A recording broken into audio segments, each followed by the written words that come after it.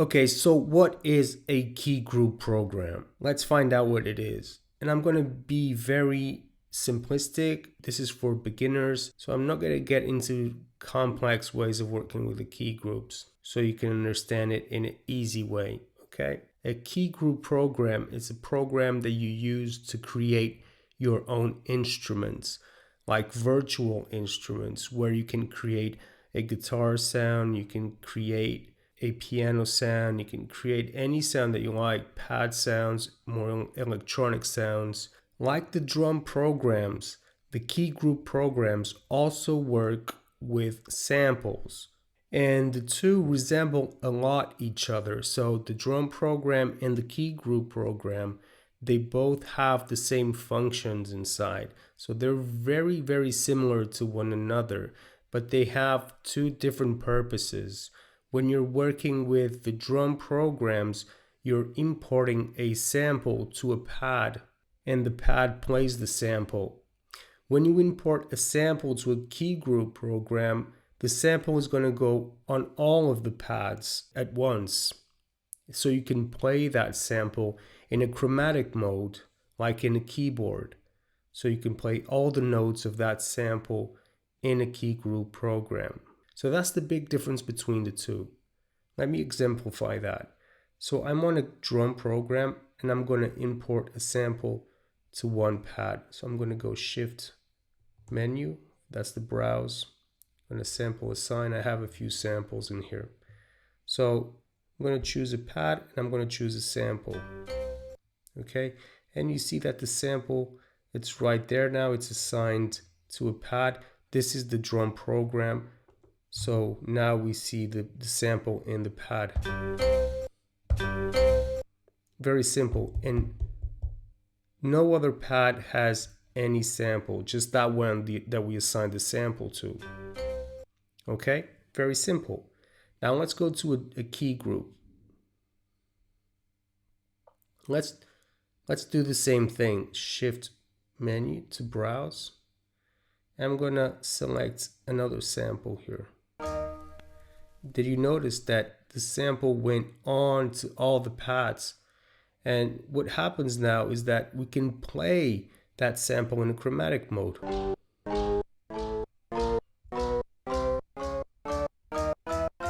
So if you have a keyboard attached to your MPC, you can play the sample. Obviously, this doesn't sound too good because we need to work the sound.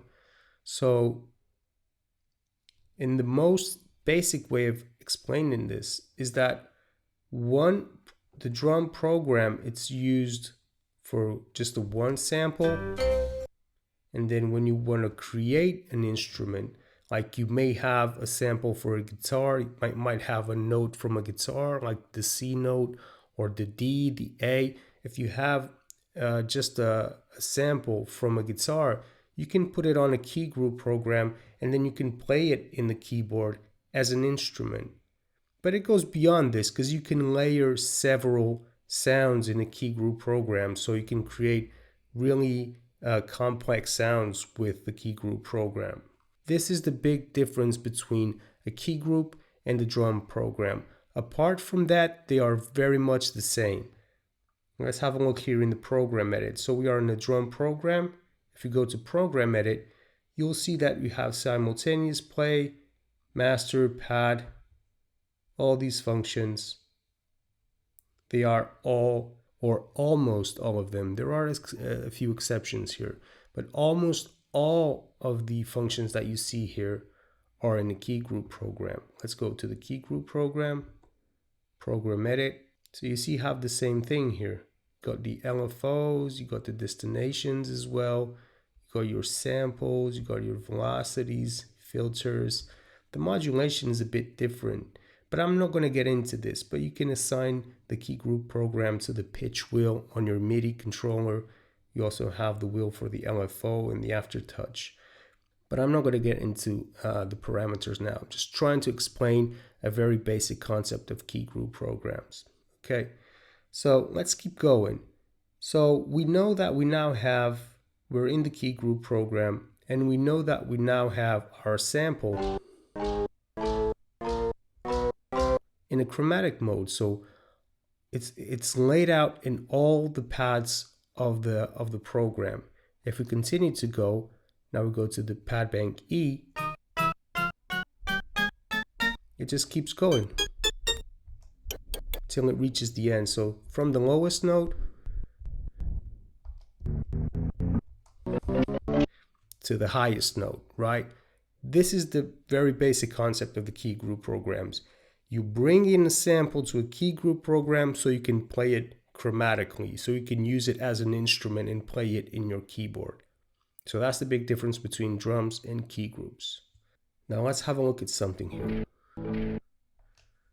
When you touch the D, when you're on the D bank pad 13, that's your middle C. And this is where the original sound of the sample is stored. Okay. I'm not going to go into more details about this, but if you want to change if you know the note of the sample, you can change it in the sample edit. Change it right there, and then the key group program will put that sample in the correct key note of the program. Okay, but again, this is for beginners, and I don't want to dive too much into a key group program, so let's just keep the basic concept here going. If you notice, it stops straight away. What we can do is open the envelope, the release time, so the sample plays. Okay.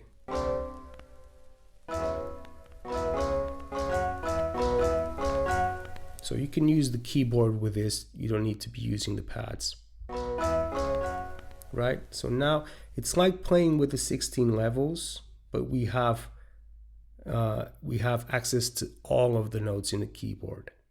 Okay, let's keep going.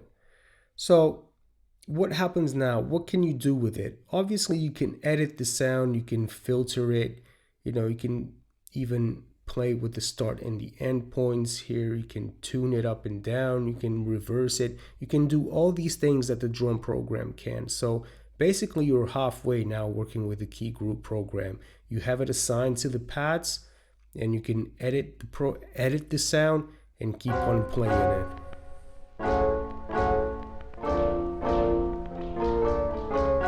Right?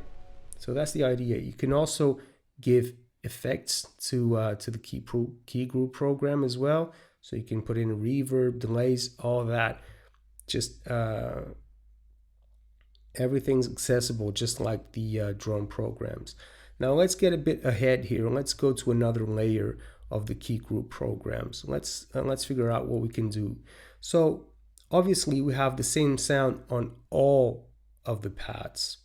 We can layer this by using the other layers, right? So I can come here and say, I want the second layer to have a different sound. So you can give a different sound to it.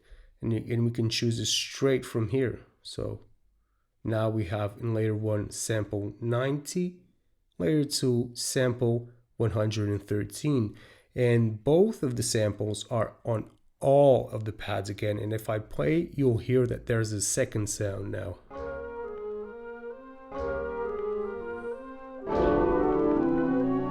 Obviously this doesn't sound good, but just for you to kind of interpret what you can do, so you can understand what you can do with the key group program.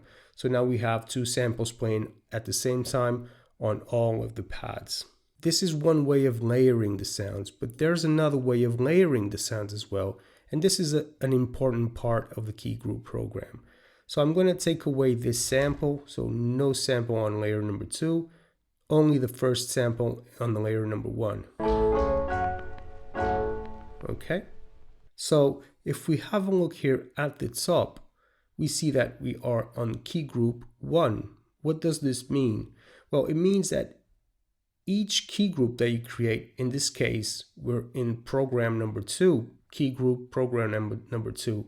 Let me actually rename this. Let's just say key, right? Just so we know where we are. So this program, the key group program, we called it key. Let's go to the program edit again. Inside each key group, you can create up to 128 layers or key groups. They say that it's they name it number of key groups. So it means that inside a key group program, I can go up to 128 layers or key groups. So it's a bit confusing, but what it means is that you can create 128 layers inside a key group program. Okay, and this is another way of layering sounds inside a key group. So instead, let's go back here to key group number 1.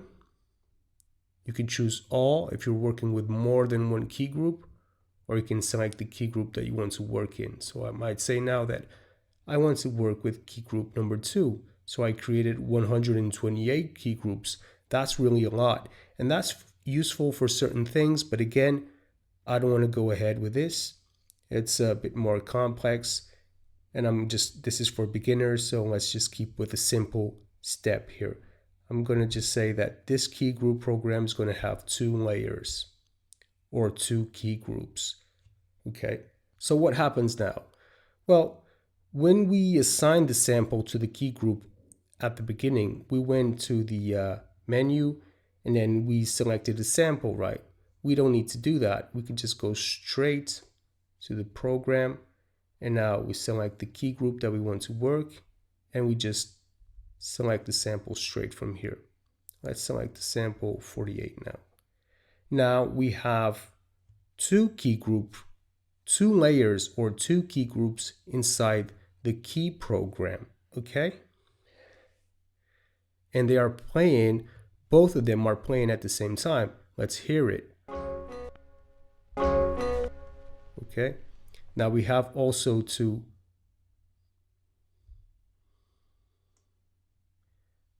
have to release for the key group number 2 to the sound that's in the key group number 2 to play all the way.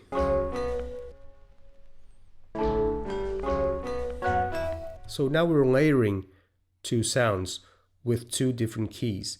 Notice that when I select key group 2, but if I touch a pad, it goes back to key group number 1.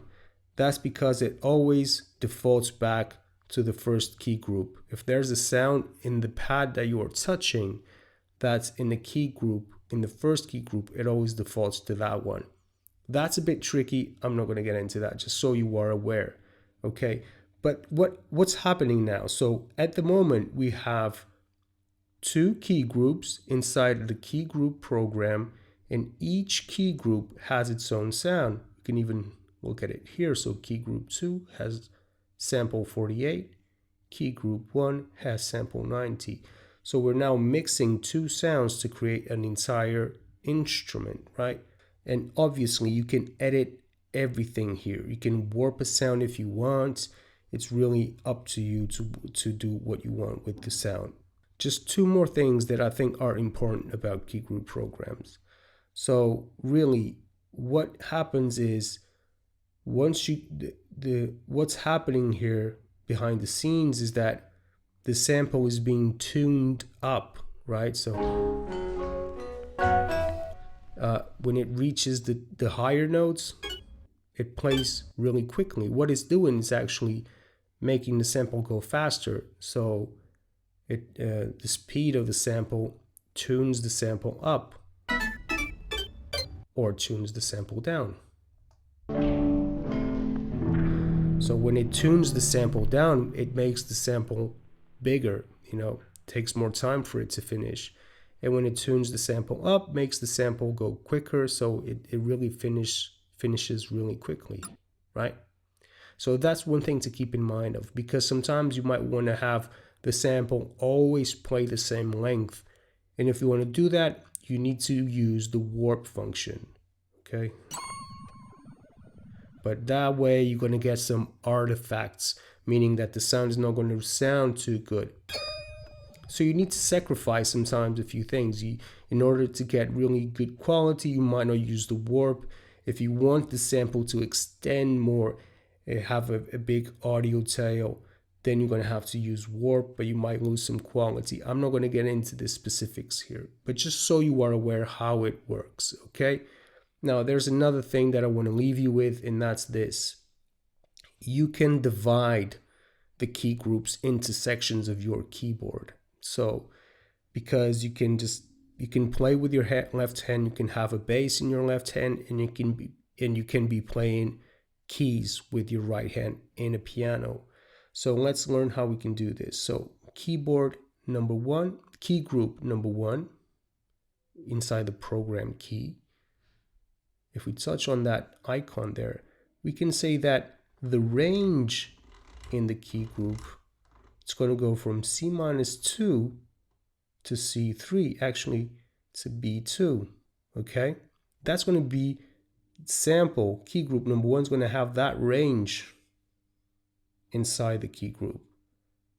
Let's go back. We can select key group number 2 right here. And I'm going to say that the range of key group number 2 is going to be from C3 all the way to the other end right there, G8. So now we divided both layers or both key groups inside the key group program key. We divided it into 2 sections.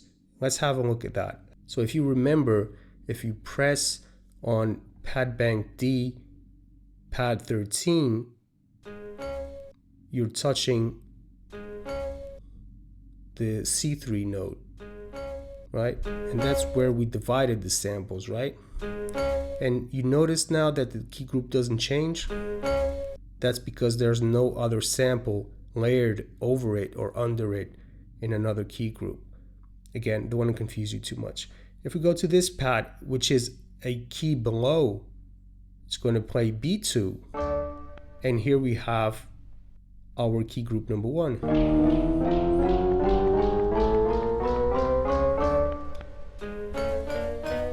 Right? So this is just another thing that I want to leave you guys with, is that you can divide your samples into sections of your keyboard.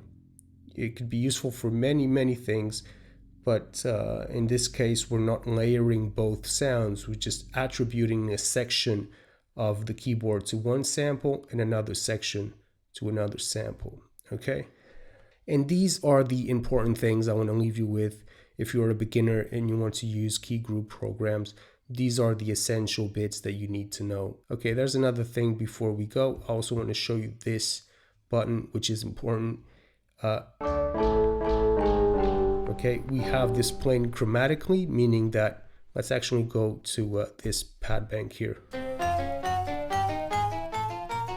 So it's playing chromatically. If we take the key track off, it means it's not playing chromatically. It's always going to play the same sample. Why is that useful? You might want to have some noise in the background, always being the same thing. It might be just you might want to put some weird sound in the back that you don't want to be tuned up or tuned down. You might just want it to stay relative always to that sound, okay? That's one of the things that it's important to know as well. So this is it. It's a very basic video about key group programs. Obviously, there is more into this. You can also cycle waveforms, but you can see other videos on this that I created. And that's it. I hope you enjoyed the video. I hope I was clear enough in that you can understand what a key group is for and how you can use it. Subscribe and consider being part of the Patreon account as well. Okay, guys, thank you so much. You guys have a wonderful day. And I'll see you on the next video. Okay, take care.